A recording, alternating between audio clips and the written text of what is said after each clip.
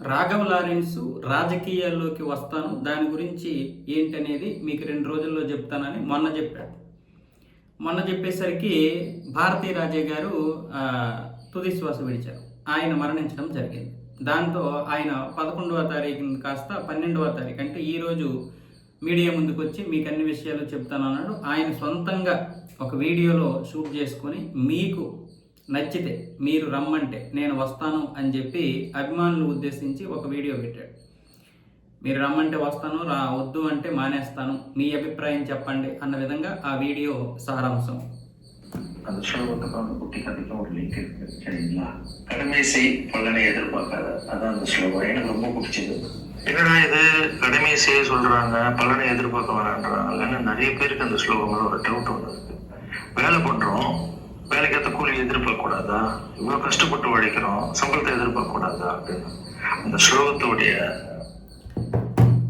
అయితే రాఘవ లారెన్స్ రాజకీయాల్లోకి రాకుండానే తన యొక్క సంపాదనలో దగ్గర 60% ఖర్చు పెట్టి ఎంతోమంది పిల్లలకి ఆపరేషన్లు చేయించాడు, చదివిస్తున్నాడు, హాస్టల్ సదుపాయం అంటే అకామిడేషన్ కూడా ఏర్పాటు చేస్తున్నాడు. ఇంకా వాళ్ళ అమ్మగారి పేరున ఇంకా అనేక కార్యక్రమాలు చేస్తున్నాడు. మంచి పేరు ఉంది రాఘవ లారెన్స్కి. దీంతో చాలామంది అభిమానులు ఏమంటున్నారంటే, అన్న నువ్వు రాజకీయాల్లోకి రావద్దు, మీరు రాజకీయాల్లోకి వస్తే మొత్తం కంపు అయిపోతారు, ఇప్పుడున్న మంచి పేరు పోద్ది అన్న విధంగా కొంతమంది చెప్తున్నారు.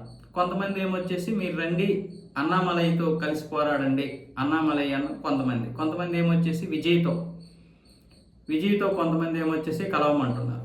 అయితే రాఘవ లారెన్స్ ఆయన యొక్క ఇంటెన్సీ ప్రకారం అన్నామలై యొక్క అన్నామలైతో కలిసి పనిచేయాలని ఉంది, కానీ ఆయన సిద్ధాంతాలు బీజేపీకి అనుగుణంగా ఉంటాయి కదా, మళ్ళీ నన్ను సపరేట్గా చూస్తారు అంటే ఇప్పుడు అన్నామలై బీజేపీ నుంచి బయటకు వచ్చేసినా సరే ఆయన సిద్ధాంతాలు హిందుత్వానికి దగ్గరగా ఉంటాయి కాబట్టి మళ్ళీ రేపు పొద్దున్న ఏదైనా తేడా రావచ్చేమో అని భయపడుతున్నాడు.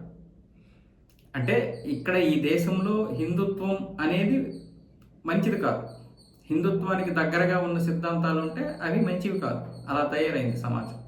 అయితే రాఘవ లారెన్స్ అన్నామలైతో కలుస్తాడు అంటున్నారు, కానీ ఈ భయానికి కలవడం అంటే చాలామంది అన్నామలై అంటే చాలామంది ఇష్టపడతారు, కానీ బీజేపీ నుంచి బయటకు వచ్చాడు కాబట్టి ఆయన సిద్ధాంతాలు కూడా అలాగే ఉంటాయి కాబట్టి మళ్ళీ మనకి కూడా ఆ ముద్ర పడిపోతుందేమో అనే భయంతో చాలామంది ఉన్నారు ఇప్పుడు తమిళనాడులో.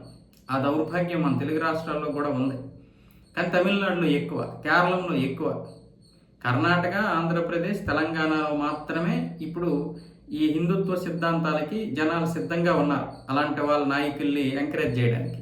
కానీ తమిళనాడు, కేరళలో అలా ఉండరు. కానీ అన్నామలై లాంటి వ్యక్తులు రావాలి, కొత్తగా పార్టీలు పెట్టాలి, అలాంటి వారికి ఇలాంటి వాళ్ళ సపోర్ట్ ఉంటే మంచిదే, లేకపోయినా పర్వాలేదు. ఆ సిద్ధాంతాలకు భయపడే వాళ్ళు ఎప్పటికీ కూడా ఆయన దరికి చేరకూడదు. అయితే రాఘవ లారెన్స్ గారు కూడా రాజకీయాల్లోకి వచ్చి ప్రజలకి మంచి సేవ చేస్తారని నేను అనుకుంటున్నాను. ఆయన ఏ పార్టీలోకి వెళ్ళినా ఆ రాజకీయాలకి సరిపడకపోతే బయటకు వచ్చేస్తారు, సరిపడితే మంచిగా ప్రజలకు సేవ చేస్తారు.